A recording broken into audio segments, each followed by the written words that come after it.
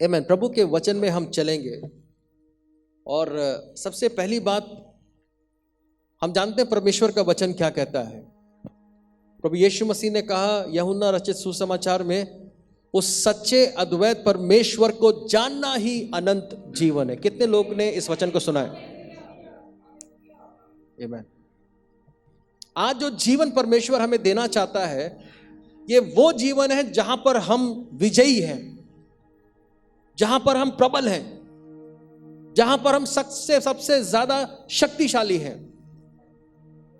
वो जीवन जहां पर हम अपने जीवन के पहाड़ों से बोले उखड़कर समुद्र में गिर जा, और वो पहाड़ भी बात सुनता है, समुद्र में गिर जाता है। ये वो जीवन है जो प्रभु ने हमें दिया है। सिर्फ जीने की बात नहीं हो रही है, सचमुच जीने की बात हो रही है। प्रभु ने कहा मैं जीवन देने आया हूं और बहुत तायत का जीवन मैं देने आया हूं। जो जीवन प्रभु देता है उसमें हम कमजोर नहीं होते हैं, यीशु के समान बलवान होते हैं। हालेलुया। इसलिए हमने हर बार प्रार्थना करते हैं ना, प्रभु हमें अपने पुत्र यीशु के समान बना। हालेलुया। सच्चे अद्वैत परमेश्वर को जानना ही अनंत जीवन है। आमीन। और हम सब जानते हैं परमेश्वर प्रेम है। प्रभु क्या करता है? बहुत प्यार करता है। यूहन्ना 3:16 हमारा फेवरेट वर्स है ना। जितनी बार मैं पढ़ता हूं वो जगत को हटाकर मैं अपने नाम को लगा देता हूं। परमेश्वर ने रॉबर्ट से ऐसा प्रेम किया, आप अपने नाम को लगाइए, उस वचन को पढ़िए। परमेश्वर का प्रेम अद्भुत है। हालेलुया। आमीन। और हम बार बार यही पढ़ना चाहते हैं, बार बार यही सुनना चाहते हैं। परमेश्वर प्रेम करता है, परमेश्वर दया करता है, परमेश्वर चंगा करता है, परमेश्वर बंधनों को तोड़ता है, परमेश्वर बड़े बड़े आश्चर्य कर्म करता है। ये सच है। लेकिन आज मैं इन सब के बारे में बात नहीं करने जा रहा हूं। मैं एक दूसरी बात करने जा रहा हूं जो इनसे भी बड़ा सच है। हम लोग निकालेंगे इब्रानियों की पत्री, उसका 12 अध्याय, इब्रानियों की पत्री उसका 12 अध्याय, उसके 25 से 29 पद को निकाल लेंगे। सावधान रहो और उस कहने वाले से मुंह ना फेरो, क्योंकि वे लोग जब पृथ्वी पर के चेतावनी देने वाले से मुंह मोड़कर ना बच सके, तो हम स्वर्ग पर से चेतावनी देने वाले से मुंह मोड़कर कैसे बच सकेंगे। उस समय तो उसके शब्द ने पृथ्वी को हिला दिया, पर अब उसने यह प्रतिज्ञा की है, एक बार फिर मैं न केवल पृथ्वी को वरन आकाश को भी हिला दूंगा।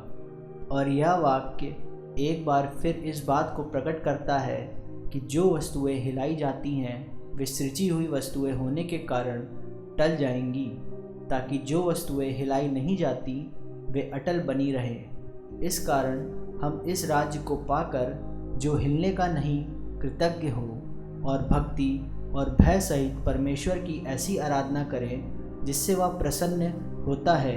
इब्रानियों हमने 12 अध्याय उसका पढ़ा और उसके 25 पद से 29 पद तक हमने पढ़ा।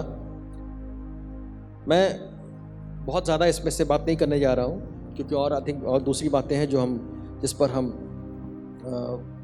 मनन करेंगे। लेकिन आज मैं सबसे पहले 29 पद में जो लिखा है उसके बारे में बात करना चाह रहा हूँ। 29 पद में लिखा है, हमारा परमेश्वर भस्म करने वाली आग है। Our God is a consuming fire।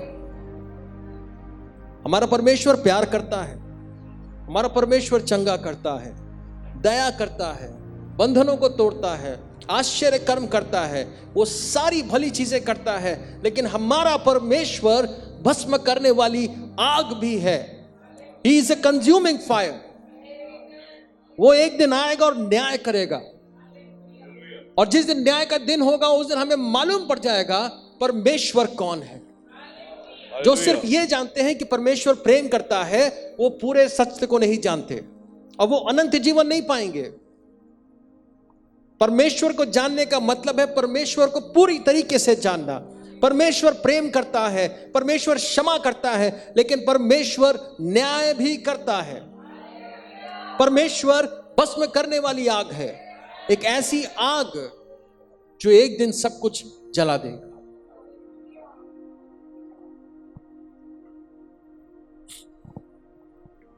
छब्बीस और 27 पद में हम देखते हैं परमेश्वर ने कहा, मैं एक बार फिर पृथ्वी को ही नहीं वरन आकाश को भी हिला दूंगा। पृथ्वी को, आकाश को, सब कुछ मैं क्या कर दूंगा? हिला दूंगा। हागाई की पुस्तक उसके 2 अध्याय और 7 पद में लिखा हुआ है, परमेश्वर कहता है मैं सभी राष्ट्रों को हिला दूंगा। I will shake all the Nations. ये परमेश्वर ने वायदा किया, प्रतिज्ञा की है। प्रभु ने कहा मैं ये करूंगा। और जब से मेरा जन्म हुआ है तब से मैंने सारे राष्ट्रों को, संसार के सारे राष्ट्रों को इतना हिला हुआ कभी नहीं देखा जितना पिछले 2 सालों में देखा। पिछले 2 सालों में जितने भी राष्ट्र हैं संसार के, वो हिलना शुरू हो गए। चाहे वो यूएसए हो, जो संसार का सबसे शक्तिशाली देश माना जाता है, वो भी पूरी तरीके से हिल गया। इतनी मृत्यु, इतनी मौतें वहां पर हुई कि पूछिए मत। चाहे वो जितने भी समृद्ध देश हो, चाहे वो गरीब देश हो, चाहे वो भारत ही क्यों ना हो, हम सब जानते हैं क्या क्या हुआ है। पिछले 2 वर्षों में राष्ट्र हिल गए हैं, उनकी जो आर्थिक स्थिति है वो भी हिल गई है, उनका सब कुछ हिल गया है। और विश्वास मानिए, मुझे जो प्रभु के वचन से दिखाई दे रहा है, यह सिर्फ एक शुरुआत है। विश्वास मानिए, यह सिर्फ एक शुरुआत है। क्योंकि जब परमेश्वर हिलाएगा कायदे से, तो मालूम पड़ जाएगा, हमारे मुंह से निकलेगा यह परमेश्वर ही कर रहा है। परमेश्वर ने कहा है मैं सब राष्ट्रों को हिला दूंगा। और प्रभु क्यों हिलाएगा? पृथ्वी को, आकाश को, सब राष्ट्रों को प्रभु क्यों हिलाएगा? ताकि वो चीजें जो हिलाई नहीं जा सकती सिर्फ वही रह जाए। ताकि वो चीजें जो अटल है, जो परमेश्वर की ओर से है, सिर्फ वही रह जाएगी। आज आप अपने जीवन में उस दुष्ट को या उस व्यक्ति को जो प्रभु को नहीं जानता है, उसके उन्नति को देखकर परेशान ना हो, क्योंकि परमेश्वर सब कुछ हिलाने वाला है। और यदि आप परमेश्वर के वचन में जड़ पकड़ कर खड़े हैं तो आप बच जाएंगे। जो हिलाई नहीं जा सकती वही बचेगी, इसीलिए प्रभु हिलाएगा। ये प्रभु का वचन साफ कहता है। परमेश्वर का न्याय आ पड़ा है। हमारा परमेश्वर न्याय करने वाला परमेश्वर है। आपको मालूम है, जब जब चेले प्रभु यीशु मसीह के प्रचार करते थे, वो खाली ये नहीं बोलते थे कि परमेश्वर प्रेम है, वो पहले ये बोलते थे परमेश्वर न्याय करने वाला है, परमेश्वर न्याय करने आ रहा है। आप निकाल लें प्रेरितों के काम उसका 17 अध्याय, प्रेरितों के काम उसका 17 अध्याय 30 और 31 पद को पढ़े। प्रेरितों के काम उसका 17 अध्याय 30 और 31 पद को पढ़ लेंगे। इसलिए परमेश्वर ने अज्ञानता के समयों पर ध्यान नहीं दिया, पर अब हर जगह सब मनुष्यों को मन फिराने की आज्ञा देता है, क्योंकि उसने एक दिन ठहराया है जिसमें वह उस मनुष्य के द्वारा धार्मिकता से जगत का न्याय करेगा जिसे उसने ठहराया है, और उसे मरे हुओं में से जिलाकर यह बात सब पर प्रमाणित कर दी है। सुनिए, लिखा हुआ है कि ये लोग प्रचार कर रहे थे, चेले प्रचार कर रहे थे, और ये जब सत्य का प्रचार कर रहे हैं तो ये बता रहे हैं इस बात को कि परमेश्वर ने अभी तक जो कुछ भी हमने अज्ञानतावश किया, प्रभु ने अभी तक उसको अनदेखा किया, आनाकानी की न्याय करने में। लेकिन परमेश्वर न्याय करेगा, परमेश्वर न्याय करेगा, क्योंकि उसने एक दिन ठहराया है जिसमें वो उस मनुष्य के द्वारा, वो मनुष्य मतलब यीशु मसीह के द्वारा, यीशु मसीह के द्वारा धार्मिकता से जगत का न्याय करेगा। आपको मालूम है कम से कम 4 बार न्याय होगा, है ना? कम से कम 4 बार क्या होगा? न्याय होगा। मैं उसकी डिटेल में नहीं जाऊंगा, लेकिन जो पहला न्याय होगा ना, वो परमेश्वर के घर से शुरू होगा। पहला न्याय बाहर वालों का नहीं होगा, पहला न्याय जो होगा वो मेरा और आपका होगा। परमेश्वर अपने लोगों का न्याय करेगा। न्याय परमेश्वर के घर से शुरू होगा। प्रेरितों के काम उसके 10 अध्याय उसके 42वें पद में भी लिखा हुआ है, परमेश्वर जीवित और मरे हुए दोनों का न्यायाधीश है। He is the judge of the living and the dead. परमेश्वर जीवितों और मरे हुओं का न्यायी ठहरेगा। यीशु मसीह को परमेश्वर ने न्यायी बनाया है, जज बनाया है, न्यायाधीश बनाया है। यूहन्ना उसके 16 अध्याय और उसके 8 पद में निकाल लें, क्योंकि ये जानना बहुत जरूरी है और हमने इन बातों पर कभी ध्यान नहीं दिया होगा। यूहन्ना उसका 16 अध्याय और उसके 8 पद में यीशु मसीह बता रहे थे कि एक सहायक अर्थात पवित्र आत्मा आएगा, और जब वो आएगा तो सबसे पहला काम क्या होगा मालूम है? वो धार्मिकता, पाप और धार्मिकता और न्याय के विषय में निरुत्तर करेगा। जजमेंट के विषय में, न्याय के विषय में, पाप, धार्मिकता और न्याय। पवित्र आत्मा सीधे क्या करने जा रहे हैं? किसके प्रति आपको निरुत्तर करेंगे? पाप, धार्मिकता। किसके प्रति आपको खड़ा करके सामने कहेंगे देखो ये है और तुमने क्या किया है? निरुत्तर होने का मतलब समझते हैं? जब आपको एहसास होता है कि आपने क्या किया है और आपके पास बोलने के लिए शब्द नहीं होते हैं। पवित्र आत्मा हमें वो एहसास दिलाता है। He convicts us। पवित्र आत्मा हमें निरुत्तर करते हैं। पाप क्या है, धार्मिकता क्या है? बहुत सरल शब्दों में पाप की जो परिभाषा है वो है निशाने से चूक जाना। एक सीधी लकीर खींच दीजिए और उसके बाद आपसे पूछा जाए कि टेढ़ी लकीर क्या होती है, टेढ़ी मेढ़ी लकीर क्या होती है। उस सीधी लकीर से जो भी दाएं बाएं हो रहा है वो क्या है? टेढ़ी लकीर है। यीशु मसीह वो सीधी लकीर है। यीशु मसीह ने कहा मैं ही मार्ग, सत्य और जीवन हूं। यीशु मसीह ही वो सीधा मार्ग है, और यीशु मसीह से दाएं बाएं कुछ भी हम करते हैं वो पाप है। धार्मिकता का स्तर स्वयं यीशु मसीह, और पवित्र आत्मा जब आएंगे पाप, धार्मिकता और न्याय के विषय में निरुत्तर करेंगे। आमेन। ओके, हम लोग अब एक दूसरे तरफ चलते हैं। हम निकालेंगे लूका रचित सुसमाचार उसका 12 अध्याय, ताकि हम सरलता से कुछ बातों को समझ सकें, और आज ही सारी चीजें नहीं हो जाएंगे। प्रभु ने चाहा तो हम लोग आगे भी इसके बारे में बात करते रहेंगे। लूका उसका 12 अध्याय और उसके 42 से 48 पद को पढ़ेंगे। लूका उसका 12 अध्याय और उसके 42 से 48 पद को देखिए। परमेश्वर के न्याय के विषय में बार बार इन सभी पदों में लिखा है, आगे जो हम देखने जा रहे हैं। प्रभु ने कहा, वह विश्वास योग्य और बुद्धिमान भंडारी कौन है जिसका स्वामी उसे नौकर चाकरों पर सरदार ठहराए कि उन्हें समय पर भोजन सामग्री दे। धन्य है वह दास जिसे उसका स्वामी आकर ऐसा ही करते पाए।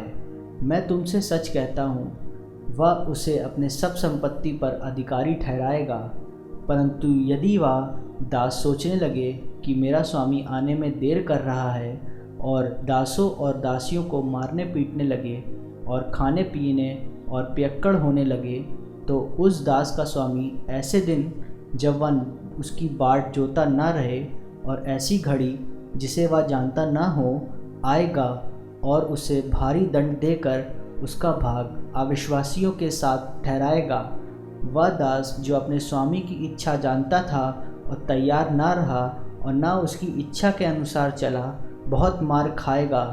परंतु जो नहीं जानकर मार खाने की योग्य काम करे, वह थोड़ी मार खाएगा।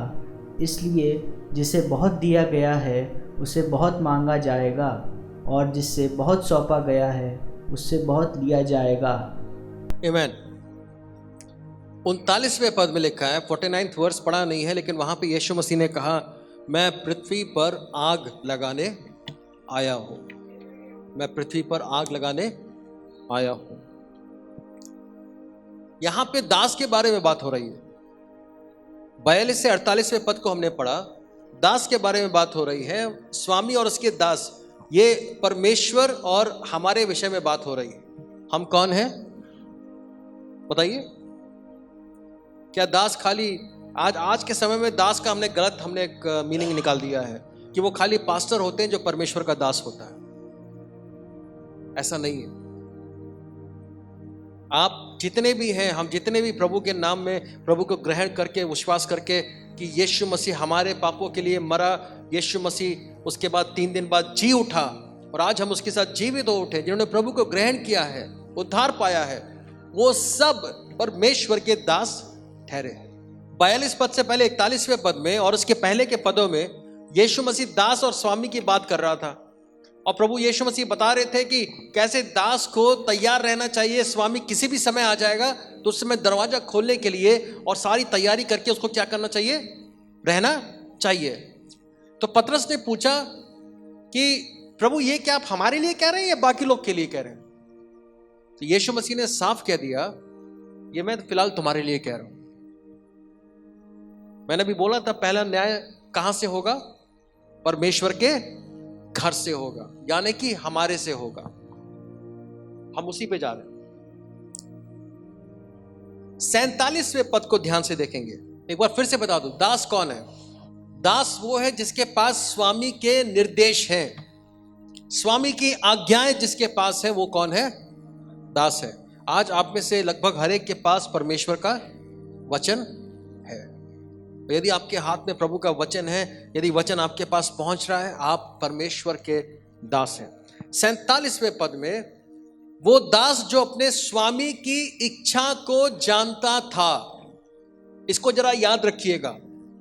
वो दास जो अपने स्वामी की इच्छा को जानता था और तैयार ना रहा और ना उसकी इच्छा के अनुसार चला, बहुत मार खाएगा। परमेश्वर का वचन सीधा सीधा बोलता है, बुरा मानने की जरूरत ही नहीं है। और बुरा मानना है तो अपने घर में जाके मानिए, क्योंकि न्याय होगा, आप नष्ट हो जाएंगे। परमेश्वर का वचन हमें निरुत्तर करने के लिए, ताकि हम मन फिरा पाए। परमेश्वर आज्ञा देता है कि सब मनुष्य मन फिराएं। आज भी प्रभु का वही आदेश हमारे पास है। जो दास अपने स्वामी की इच्छा जानता था और तैयार ना रहा और ना उसकी इच्छा के अनुसार चला, बहुत मार खाएगा। अब इसमें इच्छा को जानकर, स्वामी की इच्छा जानते थे और उसके बाद भी नहीं चले, ये तो बहुत दूर की बात है। पहली बात तो, क्या मैं इच्छा को जानता हूं? क्या मैं स्वामी की इच्छा को जानता भी हूं? मुझे स्वामी की इच्छा के अनुसार कैसा क्या करना है, कैसे रहना है, प्रतिदिन क्या क्या करना है, मुझे मालूम भी है कि नहीं मालूम है? अगर मालूम नहीं है तो फिर आप दूसरी कैटेगरी में आ गए। भाई इच्छा मालूम ही नहीं है तो आप उसको पूरी कैसे करेंगे? हो ही नहीं सकता है। यदि इच्छा मालूम नहीं है तो पूरी कैसे करेंगे? 48वें पद में, जो नहीं जानकर मार खाने की योग्य काम करे, वो थोड़ी मार खाएगा। लेकिन जो इच्छा को जानता है और तब नहीं करता है, वो क्या करेगा? ज्यादा भी नहीं, लेकिन बहुत मार खाएगा। अच्छा, मैं बार बार बोलता हूं, जब परमेश्वर बोलते हैं ना कुछ थोड़ा, या परमेश्वर बोलते हैं बहुत, परमेश्वर का थोड़ा भी क्या होता है? बहुत होता है। और प्रभु का बहुत क्या है? बहुत ही ज्यादा है। परमेश्वर अपने स्तर की बात करता है। जब प्रभु बोल रहे हैं बहुत मार खाएगा, तो आप खाली कल्पना कीजिए बहुत मार खाने का क्या मतलब। इच्छा को जानकर तब भी नहीं किया। ये ऐसे प्रकार के जो प्राणी हैं वो कहां पाए जाते हैं? कलीसिया में। ये जो प्राणी हैं ये कलीसिया में पाए जाते हैं, जो परमेश्वर की इच्छा को जानकर भी उसके अनुसार नहीं चलते। क्योंकि हर संडे वो प्रभु के वचन से प्रभु की इच्छा को जान रहे थे। बाइबल था उनके पास। कितने मौके मिले, कितना वचन आपके पास पहुंचा, प्रतिदिन आपने पढ़ा, कितनी बार YouTube पे आपने देखा, कितनी बार आपने प्रार्थना भी की, कितनी बार आप भाव विभोर भी हुए, आनंदित हुए, दुखी हुए, सब कुछ हुए। लेकिन यदि चूक हो रही है हमारे से, प्रभु का वचन साफ कहता है, मैं नहीं कह रहा हूं बहुत मार खाओगे। ये पहले मेरे लिए फिर आपके लिए। स्वामी की इच्छा को जानने के बाद भी यदि मैं तैयार नहीं हूं और उसकी इच्छा के अनुसार नहीं चला हूं, बहुत मार खाऊंगा। और प्रभु कह रहे हैं, मैं आग लगाने आ रहा हूं, मैं पृथ्वी पर आग लगाने आया हूं। जो बाहर के जो लोग हैं, जो प्रभु की इच्छा को जानते ही नहीं है, वचन को नहीं जानते, वो थोड़ी मार खाएंगे। हम क्या करेंगे? बहुत मार खाएंगे। दोबारा बोल दो, न्याय परमेश्वर के घर से शुरू होगा। जिसे बहुत दिया गया है उससे बहुत मांगा जाएगा, और जिसे बहुत सौंपा गया है उससे बहुत मांगेंगे, हिसाब लिया जाएगा। अभी इस पर भी हम आते हैं, लेकिन इन पदों को और बेहतर समझने के लिए प्रभु यीशु मसीह के एक दृष्टांत पे हम जाएंगे, है ना? प्रभु यीशु मसीह के एक दृष्टांत पे हम जाएंगे, और मत्ती उसके 25 अध्याय में उस दृष्टांत को हम जानते हैं, और शायद हमने बहुत अलग तरीके से उसका जो अनुवाद है अपने जीवन में किया हुआ है। मत्ती उसका 25 अध्याय 14 से 30 पद हम पढ़ेंगे। मत्ती उसका 25 अध्याय और 14 से 30 पद हम पढ़ेंगे। पढ़िए। क्योंकि यह उस मनुष्य की सी दशा है जिसने परदेश जाते समय अपने दासों को बुलाकर अपनी संपत्ति उनको सौंप दी। उसने एक को 5 तोड़े, दूसरे को 2 और तीसरे को 1, अर्थात हर एक को उनकी सामर्थ्य के अनुसार दिया, और तब परदेश चला गया। तब जिसको 5 तोड़े मिले थे उसने तुरंत जाकर उनसे लेन देन किया और 5 तोड़े और कमाए। इसी रीति से जिसको 2 मिले थे उसने भी 2 और कमाए। परंतु जिसको 1 मिला था उसने जाकर मिट्टी खोदी और अपने स्वामी के रुपये छिपा दिए। बहुत दिनों के बाद उन दासों का स्वामी आकर उनसे लेखा लेने लगा। जिसको 5 तोड़े मिले थे उसने 5 तोड़े और लाकर कहा, हे स्वामी, तूने मुझे 5 तोड़े सौंपे थे, देख मैंने 5 तोड़े और कमाए हैं। उसके स्वामी ने उससे कहा, धन्य हे अच्छे और विश्वासयोग्य दास, तू थोड़े में विश्वासयोग्य रहा, मैं तुझे बहुत वस्तुओं का अधिकारी बनाऊंगा, अपने स्वामी के आनंद में सहभागी हो। और जिसको 2 तोड़े मिले थे उसने भी आकर कहा, हे स्वामी, तूने मुझे 2 तोड़े सौंपे थे, देख मैंने 2 तोड़े और कमाए। उसके स्वामी ने उससे कहा, धन्य हे अच्छे और विश्वासयोग्य दास, तू थोड़े में विश्वासयोग्य रहा, मैं तुझे बहुत वस्तुओं का अधिकारी बनाऊंगा, अपने स्वामी के आनंद में सहभागी हो। तब जिसको 1 तोड़ा मिला था उसने आकर कहा, हे स्वामी, मैं तुझे जानता था कि तू कठोर मनुष्य है। तू जहाँ कहीं नहीं बोता वहाँ काटता है, और जहाँ नहीं छींटता वहाँ से बटोरता है। इसलिए मैं डर गया और जाकर तेरा तोड़ा मिट्टी में छिपा दिया। देख, जो तेरा है वह यह है। उसके स्वामी ने उससे उत्तर दिया, हे दुष्ट और आलसी दास, जब तू यह जानता था कि जहाँ मैंने नहीं बोया वहाँ से काटता हूँ, और जहाँ मैंने नहीं छींटा वहाँ से बटोरता हूँ, तो तुझे चाहिए था कि मेरा रुपया सर्राफों को दे देता, तब मैं आकर अपना धन ब्याज समेत ले लेता। इसलिए वह तोड़ा उससे ले लो, और जिसके पास 10 तोड़े हैं उसको दे दो, क्योंकि जिस किसी के पास है उसे और दिया जाएगा और उसके पास बहुत हो जाएगा, परंतु जिसके पास नहीं है उससे वह भी जो उसके पास है ले लिया जाएगा। तोड़ों का दृष्टांत, the parable of the talents, कितने लोगों ने इसको सुना है, पढ़ा है इसको? आमेन। यही बात, यही जो दृष्टांत है, मिलता जुलता दृष्टांत, ये लूका उसके 19 अध्याय में भी लिखा हुआ है। लूका उसका 19 अध्याय 12 और 13 पद।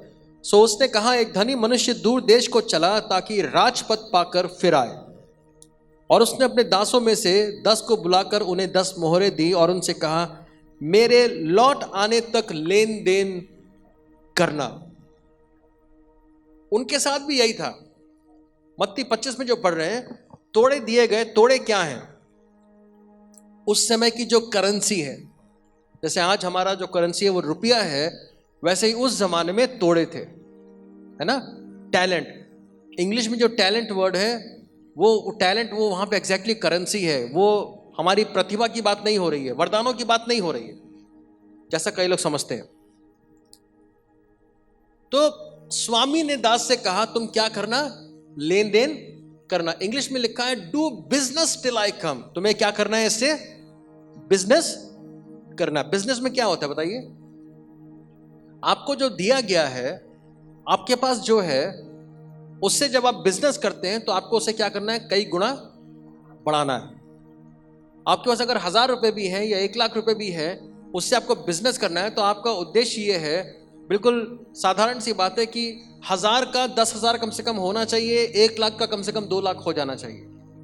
गुणा करना, मल्टीप्लाई करना। और यही स्वामी का भी उद्देश्य था। एक और बात बता दूं, लूका 19 अध्याय उसके 13वें पद में, परंतु उसके नगर के रहने वाले उससे बैर रखते थे और उसके पीछे दूतों के द्वारा कहला भेजा कि हम नहीं चाहते कि ये हम पर राज्य करे। ऐसे लोग कलीसिया में भी हैं। ये धनी मनुष्य, या वहां पे हम स्वामी को देखते हैं, ये और कोई नहीं, प्रभु यीशु मसीह है, जो जब वापस आएगा राजा बनकर आएगा, राजाओं का राजा बनकर आएगा। और आपको मालूम है, दासों का न्याय करने के बाद प्रभु यीशु मसीह ने क्या बोला? 27 पद में, है ना, मतलब बाकी सब चीजें सेम है जैसे मत्ती 25 में। 27 पद में वो आखिरी दास, उसको भी दुष्ट बोलकर जब उसको डाल दिया दंड पाने के लिए, प्रभु ने 27 पद में कहा, परंतु मेरे उन बैरियों को जो नहीं चाहते थे कि मैं उन पर राज्य करूं, उनको यहां लाकर मेरे सामने घात करें, उनको मार दो। मेरे सामने लाकर क्या करो? उनको मार दो। ये एक भयानक बात है। यदि आप प्रभु यीशु मसीह को अपने जीवन में राज नहीं करने दे रहे हैं, यदि आप अपने जीवन के हर एक क्षेत्र में यीशु मसीह को राज नहीं करने दे रहे हैं, यीशु मसीह को निर्देश नहीं देने दे रहे हैं, जहां यीशु की इच्छा पूरी होती है वहीं पर उसका राज होता है। और यदि उसका राज हम एक्सेप्ट नहीं कर रहे हैं, हम ग्रहण नहीं कर रहे हैं, अपनी इच्छा से ही चल रहे हैं, तो हम मार दिए जाएंगे। मार खाएंगे वो अलग बात है, मार दिए जाएंगे, घात कर दिए जाएंगे। वापस मत्ती 25 अध्याय में चलते हैं। मत्ती 25 उसके 14 से 30 पद तक हम लोगों ने पढ़ा। मत्ती 25 उसके 14 से 30 पद तक। यहां पे हम देख रहे हैं एक स्वामी ने क्या किया, उसके जो दास थे उनको उन्होंने क्या किया? कुछ दिया, तोड़े दिए। अच्छी बात यह है, तीनों को दिया। और तीनों को देखकर हमने लूका 19 से पढ़ा, तीनों को देख के उस स्वामी का उद्देश्य यह था कि तुम जब तक मैं नहीं आता, इन तोड़ों का क्या करो? व्यापार करो, इसको बढ़ाओ, मल्टीप्लाई करो। और फिर स्वामी चले जाते हैं, और जब वापस आते हैं तो तीनों से हिसाब लिया जाता है। जो पहला है, जिसके पास 5 थे, उसने क्या किए? 5 और कमाए। 5 और कमा के सामने स्वामी के रख दिए। उसने कहा, स्वामी आपने मुझे इतने दिए थे, मैंने इतने और कमा लिए। स्वामी ने क्या बोला? धन्य हो तुम, अच्छे और विश्वास योग्य। मैंने आपसे बोला था ना, बुलाया जाना, चुना जाना, सबसे आखिरी लेवल कौन सा है और सबसे ऊंचा लेवल कौन सा है? विश्वास योग्य ठहरना। अब ये दास विश्वास योग्य भी ठहर गए। क्यों? इसने, स्वामी ने जो दिया उससे उसने सही प्रकार से बिजनेस करके और कमा के स्वामी को दिया। और स्वामी कह रहे हैं, तू थोड़े में विश्वास योग्य रहा, मैं तुझे बहुत वस्तुओं का अधिकारी बनाऊंगा। न्याय के बाद की बात हो रही है। दूसरा जो था, उसने भी क्या किया? जिसे 2 तोड़े मिले थे, 22वां पद, उसने भी आकर कहा, हे स्वामी तूने मुझे 2 तोड़े सौंपे थे, देख मैंने 2 तोड़े और कमाए। अच्छा, लिखा हुआ है, इन लोगों को उनकी सामर्थ्य के अनुसार परमेश्वर ने, स्वामी ने दिया। ये दास हम लोग हैं, स्वामी कौन है? परमेश्वर, प्रभु यीशु मसीह, है ना। आप अगर पढ़ेंगे 15वें पद में, उसने एक को 5 तोड़े, दूसरे को 2, तीसरे को 1, अर्थात हर एक को उसकी सामर्थ्य के अनुसार दिया। ये बात याद रखिएगा, हर एक को उसके सामर्थ्य के अनुसार, कैपेबिलिटी के अनुसार प्रभु ने दिया। मतलब ये नहीं है कि वो कितने कमा के दे रहा है, मतलब ये है कि जितना उसको मिला है उतने में वो कितना विश्वास योग्य है। अब जिसको 2 मिले थे, उसने भी आकर 22वें पद में कहा, प्रभु मुझे 2 मिले थे, मैंने 2 और कमाए। 23वें पद में स्वामी ने उससे भी क्या कहा? धन्य है अच्छे और विश्वास योग्य दास, तू थोड़े में विश्वास योग्य रहा, मैं तुझे बहुत वस्तुओं का अधिकारी बनाऊंगा, अपने स्वामी के आनंद में सहभागी। उसको भी सेम बात प्रभु ने बोली। उसको जो मिला था उन सब में वो विश्वास योग्य रहा। अब जिसको एक तोड़ा मिला था, 24वें पद में, बहुत ध्यान से सुनिएगा क्योंकि इसके बाद हम बताएंगे कि ये क्या बात हो रही है। जिसे एक तोड़ा मिला था उसने आकर कहा, हे स्वामी, मैं तुझे जानता था कि तू कठोर मनुष्य है और जहां नहीं छींटता वहीं से बटोरता है। सो मैं डर गया और जाकर तेरा तोड़ा मिट्टी में छिपा दिया। देख, जो तेरा है वो ये है। उसको स्वामी ने जो दिया, ये कह रहा है, स्वामी बड़ी कठोर चीज थी, बिजनेस करना या आपकी आज्ञा का पालन करना बड़ा कठोर था, तो जो आपने दिया मुझे उसको मैंने गड्ढे में ऐसी जगह छिपा दिया, छिपाने के बाद मैं खुद भी इसको नहीं देख सकता था, छिपाकर अब मैं वापस निकालकर क्या कर रहा हूं, आपको दे रहा हूं। 26वें पद में स्वामी ने उसको उत्तर दिया, हे दुष्ट और आलसी दास। इन दो शब्दों पर ध्यान दीजिए। दो शब्द क्या है? दुष्ट और आलसी दास। अच्छा, दुष्ट जब वर्ड आता है ना, तो हम लोग मानने को तैयार नहीं कि शायद हम लोग दुष्ट हो सकते हैं। कलीसिया में दुष्ट नहीं होंगे। कलीसिया में अब शराब पी के थोड़ी ना कोई आएगा, है ना? इतना दुष्ट कोई नहीं हो सकता है, लेकिन आलसी बहुत मिल जाएंगे। आलसी बहुत मिल जाएंगे। मुझे भी मालूम है, कई मामलों में मुझे मालूम है, प्रभु दिखाता है कि मैं बहुत आलसी हूं, और यदि मैं अभी उसमें सही अपने आप को नहीं करूंगा तो गया काम से मैं भी। मुझे डर लग रहा है, इसलिए मैं आपको बता रहा हूं। सबसे बड़ी बात, वो कह रहा है मैं डर गया था। मैं क्या हो गया था? किस प्रकार का डर पता नहीं, लेकिन ये डर उसको ले डूबा। स्वामी ने कहा, हे दुष्ट और आलसी दास, जब ये तू जानता था, मतलब तुम जानते थे सारी चीजें, उसके बाद भी तुमने क्या नहीं किया? वो काम नहीं किया। 30 पद में, और इस निकम्मे दास को, सुनिए 3 शब्द हो गए। दुष्ट हो गया, आलसी हो गया, और निकम्मे का मतलब क्या होता है? किसी काम का नहीं। काम का नहीं। इंग्लिश में लिखा अनप्रॉफिटेबल। निकम्मा मतलब किसी काम का नहीं। इस निकम्मे दास को बाहर के अंधेरे में डाल दो, जहां रोना और दांत पीसना होगा। ओके, वापस हम लोग इस दृष्टांत को देखते हैं। सबसे पहला सवाल, ये तोड़ा क्या है? ये तोड़ा क्या है? मैं बचपन से सुनते आया हूं, सिर्फ सारे सब हर तरफ ज्यादातर जनरली जब तोड़ों की बात की जाती है, तोड़ों का दृष्टांत, तो हम लोग बात करते हैं वरदानों का। किसकी बात करते हैं? वरदानों का। वरदानों का, है ना? गाना गाने का वरदान और बजाने का वरदान। वैसे तो एक ही वरदान पे फोकस किया जाता है, गाना गाने का वरदान। प्रभु ने अपने सभी दासों को क्या दिया?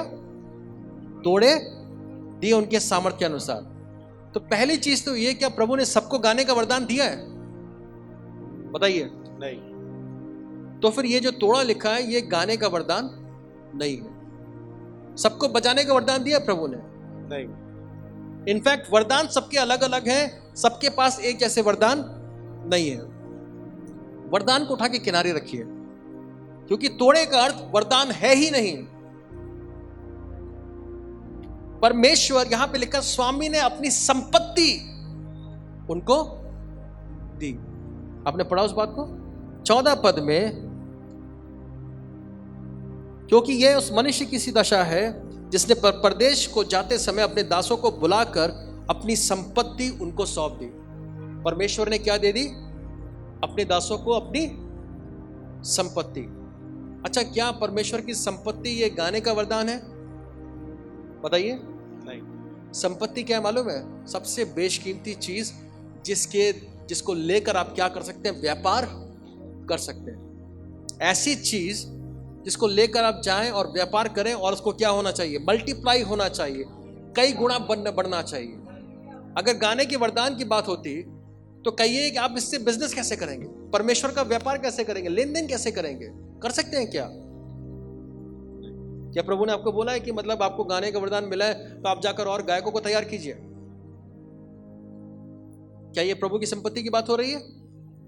नहीं। तो ये वरदान की जब बात करें, वरदान बहुत छोटी चीज है। सुन लीजिए, अगर मुझे बजाना आता है या मैं गा सकता हूं या हम में से कोई गा सकता है, ये बहुत छोटी चीज है। परमेश्वर की महिमा सिर्फ इसी से नहीं होती है। प्रभु ने अपने वचन में साफ बोला, मेरे पिता की महिमा इसी से होती है कि तुम बहुत सारा फल लाओ। जब हम यीशु मसीह के समान बनते जाते हैं तभी पिता की महिमा होती है, सिर्फ हमारे गाने बजाने से नहीं। हमारा गाना और हमारा जो म्यूजिक है, हमारे जो वरदान है, ये तभी प्रभु की महिमा करते हैं जब फल भी अंदर मौजूद हो। यदि फल है तो वरदान भी इस्तेमाल किए जाएंगे प्रभु की महिमा के लिए। लेकिन एक बात हम जानते हैं, यहां वरदानों की बात नहीं हो रही है। ऐसा क्या है जो परमेश्वर ने मुझको और आपको दिया है और प्रभु चाहता है कि मैं और आप उसको लेकर व्यापार करें, उसको बढ़ाएं, उसको मल्टीप्लाई करें? ऐसा क्या है? हम प्रभु के वचन में ही देखेंगे। पहले प्रेरितों के काम उसका 12 अध्याय और उसके 24 पद को। परंतु परमेश्वर का वचन बढ़ता और फैलता गया। आमीन। इंग्लिश में लिखा है the word of God grew and multiplied. Multiplied समझते हैं? मल्टीप्लिकेशन, कई गुणा बढ़ता गया। क्यों मालूम है? क्योंकि चेले, उनको जो दिया गया था वो उससे क्या कर रहे थे? लेन देन कर रहे थे। चेलों को क्या मिला था? परमेश्वर का वचन, जो सबसे बेशकीमती चीज है, जो परमेश्वर की संपत्ति है और जो परमेश्वर ने हम में से हर एक को दिया है। आपके सामर्थ्य के अनुसार प्रभु ने आपको दिया है, आपको जो भी समझ में आया, लेकिन आपके पास परमेश्वर का वचन है। सुनिए, प्रभु का वचन कितना बेशकीमती है। परमेश्वर ने कहा है भजन संहिता में, प्रभु ने अपने नाम के ऊपर अपने वचन को ठहराया है। परमेश्वर का वचन बढ़ता गया और फैलता गया। इससे क्या हो रहा है? परमेश्वर का राज्य क्या हो रहा है? बढ़ रहा है। स्वामी का उद्देश्य क्या था? मेरा जो राज्य है वो क्या होना चाहिए? बढ़ना चाहिए। तोड़े का अर्थ कोई वरदान नहीं है, ठीक है, उसको बाद में आप उसके लिए अप्लाई करने की सोचें, ठीक है, लेकिन सबसे पहली चीज परमेश्वर का वचन जो आपको दिया गया है। परमेश्वर का वचन जो आपको दिया गया। इसके पहले हम लोग क्या पढ़ रहे थे मालूम है? वो स्वामी जो वो दास जो अपने स्वामी की इच्छा को जानकर भी, इच्छा क्या है? स्वामी की इच्छा क्या है? परमेश्वर का वचन। परमेश्वर के वचन को जानकर भी उसके अनुसार नहीं चल रहा था।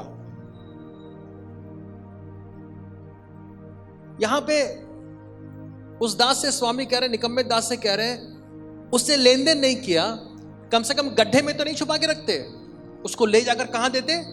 बैंक में डाल देते। कम से कम उस वचन के अनुसार खुद तो चलते। परमेश्वर का वचन अगर मुझे मिला है तो पहली बात, मेरे जीवन में वो क्या कर रहा है? वचन में कोई खोट नहीं है। खोट अगर है तो भूमि में है, आप में और मुझ में है। आप देखिए आपके जीवन में क्या है, भूमि में क्या हो रहा है। मतलब पथरीली भूमि है, नीचे पत्थर है, पथरीलापन है, या झाड़ियां हैं, या क्या है? आप मार के किनारे, मतलब ही नहीं है आपको, वो आप जानिए। लेकिन प्रभु कहते हैं मैंने अपना वचन क्या किया है सबको? आदि में वचन था और वचन परमेश्वर था। वचन से ज्यादा कोई भी बेशकीमती नहीं है। स्वामी ने अपनी संपत्ति दे दी, जो कुछ भी था। आज परमेश्वर ने अपना सबसे जो बेशकीमती चीज है वो क्या किया? हमें परमेश्वर की करेंसी क्या मालूम है? परमेश्वर की जो करेंसी है वो परमेश्वर का वचन है। वचन बोलकर उसने पूरे सृष्टि का निर्माण कर दिया। हम लोग को पैसे लगते हैं, लेकिन परमेश्वर सिर्फ बोलता है। परमेश्वर अपने वचन को भेजकर हमारे जीवन में बड़े कार्यों को करता है। हालेलुया। वो परमेश्वर का वचन है जो आज प्रभु ने हमें दिया हुआ है। आमीन। अब मैं एक ऐसी बात कहने जा रहा हूं जो हमें बहुत बुरी लग सकती है, लेकिन मैं पहले ही माफी मांग लेता हूं। लेकिन वो मैं नहीं कह रहा हूं, वो परमेश्वर कह रहे हैं। मत्ती उसका 7 अध्याय और उसके 6 पद को निकाले। मत्ती उसका 7 अध्याय और उसके 6 पद को। पवित्र वस्तु कुत्तों को ना दो और अपने मोती सुअरों के आगे मत डालो, ऐसा ना हो कि वे उन्हें पांव तले रौंदें और पलट कर तुमको फाड़ डालें। अच्छा, ये कितने लोगों ने सुना है? सुअर के सामने क्या नहीं डालना चाहिए? पवित्र वस्तु किसको नहीं देना है? हमारे लिए पवित्र वस्तु और मोती अगर हम कहें क्या है? परमेश्वर का वचन। ठीक है। अब मैं जो कहने जा रहा हूं आप बुरा ना माने, प्रभु की ओर से सुनो इसको।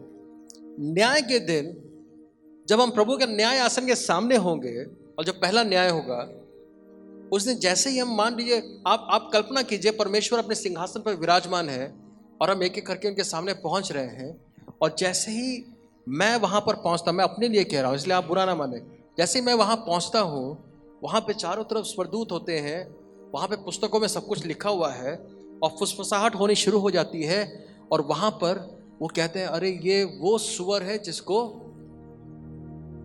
परमेश्वर के वचन की कीमत नहीं मालूम थी, ये वो कुत्ता है जिसको पवित्र वस्तु दी गई, ये वो सुअर है जिसको मोती दिया गया।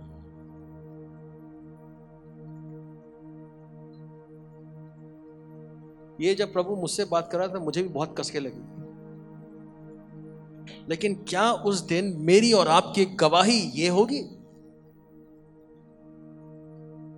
क्या मैं सुअर हूं? क्या मैं कुत्ता हूं? अगर आप प्रभु के वचन की कीमत को नहीं जानते, यदि आज आपकी बाइबल आपके घर में ऐसी पड़ी है, यदि आज अपने घर में उस दास के समान जिसने सोचा स्वामी के आने में समय है और वो अपने सहभागी दासों को मार पीट रहा था और अपना खा पी रहा था, एंजॉय कर रहा था, यदि आज हम एंजॉय कर रहे हैं और प्रभु के वचन की ओर ध्यान बिल्कुल नहीं दे रहे हैं, तो हम सुअर के जैसे हैं। ये प्रभु का वचन कह रहा है, ये प्रभु का वचन कह रहा है। यदि मैंने प्रभु के वचन को अपने जीवन में, जब परमेश्वर अपने नाम के ऊपर रख रहा है, सोचिए प्रभु यीशु मसीह का नाम सबसे सामर्थी नाम है, सारे नामों में श्रेष्ठ नाम है, उस नाम के ऊपर जब परमेश्वर अपने वचन को रख रहा है, तो सोचिए मुझे और आपको परमेश्वर के वचन को अपने जीवन में कहां रखना चाहिए। हमारे जीवन की लगभग सारी जो समस्याएं हैं उसकी जड़ यहीं पर मिल जाती है।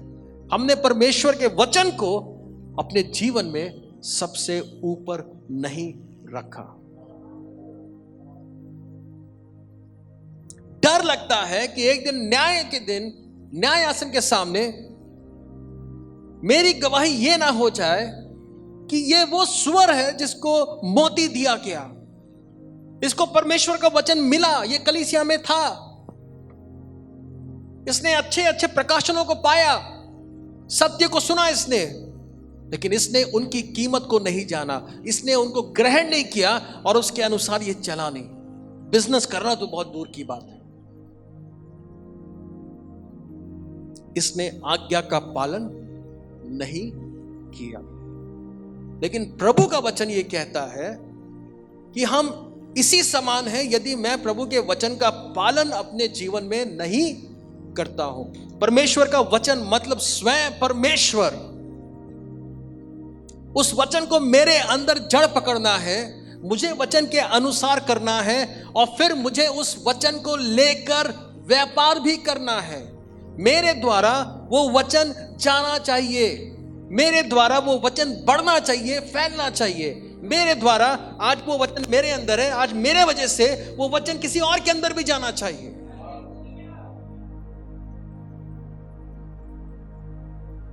क्योंकि हिसाब लिया जाएगा, हिसाब लिया जाएगा। न्याय के दिन ऐसा ना हो कहा जाए ये दुष्ट था, ये आलसी था, इसने परमेश्वर के वचन को पढ़ने में आलस्य दिखाया, इसने प्रभु के वचन पर मनन करने में आलस्य दिखाया, दिन भर में इसके पास इतना टाइम नहीं था कि ये प्रभु के वचन को ले, उसको मनन करें, स्टडी करें। सिर्फ रीडिंग की बात नहीं कर रहा हूं। अगर आप सिर्फ सुबह एक चैप्टर रीड कर रहे हैं, एक चैप्टर पढ़ रहे हैं, तो आप आलसी हो गए। फिर आप प्रभु के वचन में घुसने का मतलब है आप बैठ के स्टडी करें, तब तक घुसे रहें जब तक प्रभु आपको प्रकाशन नहीं देता, जब तक वो वचन जीवित होकर आपके सामने खड़ा नहीं हो जाता, जब तक वो वचन आपके हृदय को छू नहीं लेता।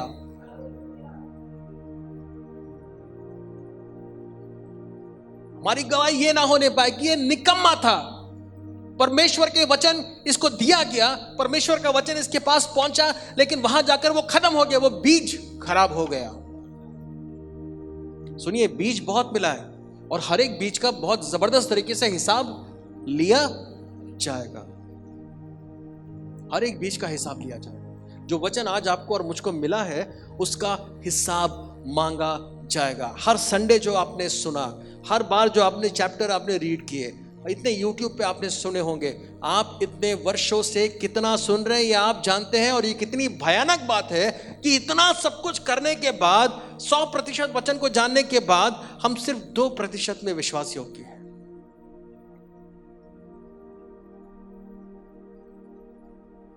हमारा काम बहुत खराब है। उस दुष्ट और निकम्मे सेवक ने, आलसी सेवक ने, दास ने जाकर तोड़े को गड्ढा खोद के उसमें क्या कर दिया। आपको मालूम है, संडे को आपको वचन मिलता है और फिर आप घर जाते हैं, आप वापस उसको खोलकर पढ़ते भी नहीं। कलीसिया में ही हो सकता है आप नोट ना करते हो, और जब जाके आपने पढ़ा ही नहीं, वापस देखा ही नहीं, आपने क्या कर दिया, गड्ढा खोदा और वचन को उसमें डालकर अब आप खुद भी नहीं देख सकते उसको। एक हफ्ते बाद आपसे पूछा गया, संडे को जो संदेश मिला था वो क्या था? अरे बहुत अच्छा था, लेकिन याद नहीं। क्यों? क्योंकि मैं वो दुष्ट, आलसी और निकम्मा दास हूं जिसने परमेश्वर के वचन को लेकर गड्ढे में डालकर दबा दिया। ये हमारा पाप है, ये हमारा पाप है। इसके जाने की हमें जरूरत नहीं है। एक आखिरी बात मैं कहूंगा आपसे। जब लिखा गया है कि जिसके पास बहुत है, जिसके पास बहुत है उसको और दिया जाएगा, और जिसके पास नहीं है उसके पास जो कुछ भी है वो भी उससे क्या किया जाएगा। तो इसका मतलब क्या बनता है?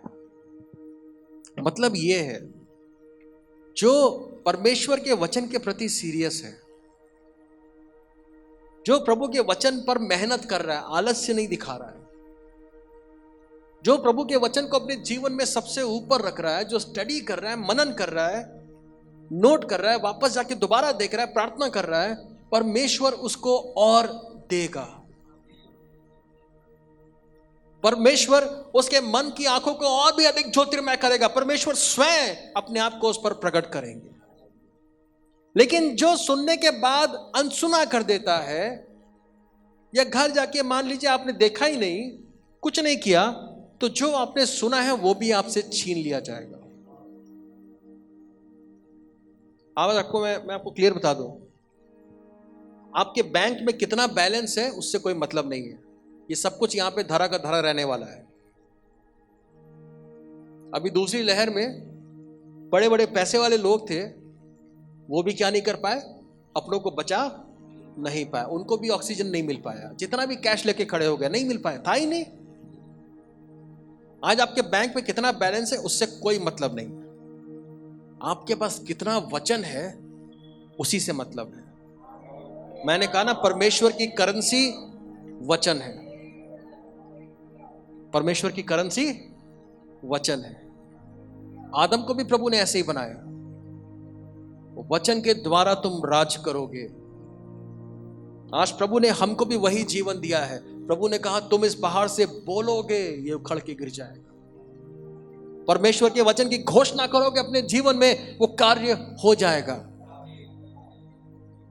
आज परमेश्वर के वचन के द्वारा इस पृथ्वी पर अपने जीवन में हर जगह हम प्रबल हो सकते हैं और प्रभु के नाम में राज कर सकते हैं। लेकिन वो वचन क्या मेरे जीवन में है? हम खाली अच्छी चीजें चाहते हैं कि वचन बस मेरे जीवन को चंगा कर दे, मुझे चंगा कर दे, मुझे अच्छी परिस्थिति में लेकर आ जाए, मेरे बंधन तोड़ दे और दुख चला जाए। हम बस यही सोचते हैं। लेकिन जब वचन के अनुसार चलने की बात आती है, जब वचन के अनुसार अपने आप से इनकार करने की बात आती है, जब समय देने की बात आती है, जब वचन के लिए कीमत चुकाने की बात आती है, हम पीछे हट जाते हैं। हम दुष्ट, आलसी और निकम्मे ठहरते हैं। तब हिसाब होगा, न्याय होगा, क्योंकि परमेश्वर सिर्फ प्रेम नहीं करता है, वो न्याय भी करता है। और जब वो न्याय करता है, मैंने कुछ संडे पहले मैंने प्रभु के वचन से मैंने बोला था, एक समय तक परमेश्वर दया दिखा रहा है, एक समय तक प्रभु को आपके पाप के कारण दुख होता है, शोकित होते हैं वो, लेकिन एक समय के बाद जब प्रभु ने निर्णय ले लिया, बस हो गया काम, अब ये दंड मारने वाला है। एक बार जब प्रभु ने डिसाइड कर लिया कि आपको दंडित करना है, तो प्रभु फिर बड़े आनंद के साथ आपको क्या करेगा? दंड दे। कितने लोगों को याद है?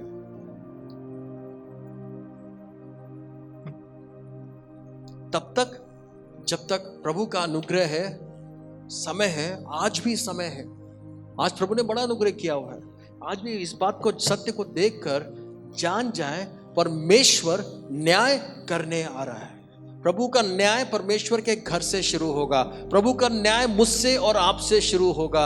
और सबसे पहला सवाल यही है, मैं सुअर के समान हूं या मैं वो विश्वास योग्य दास हूं?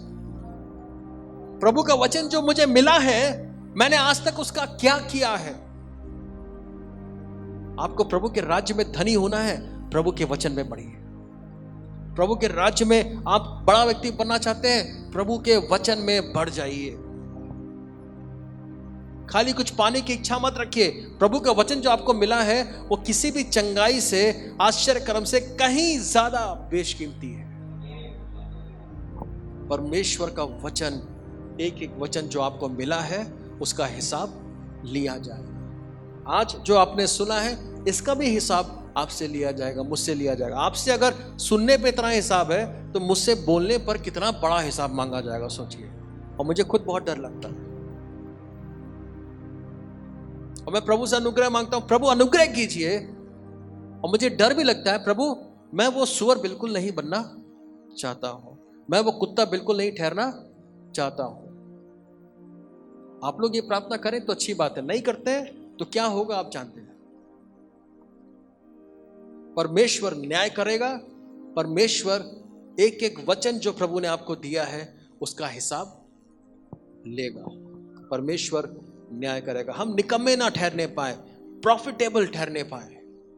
प्रभु आपने जो वचन मुझे दिया, उस वचन को प्रभु मैंने क्या किया?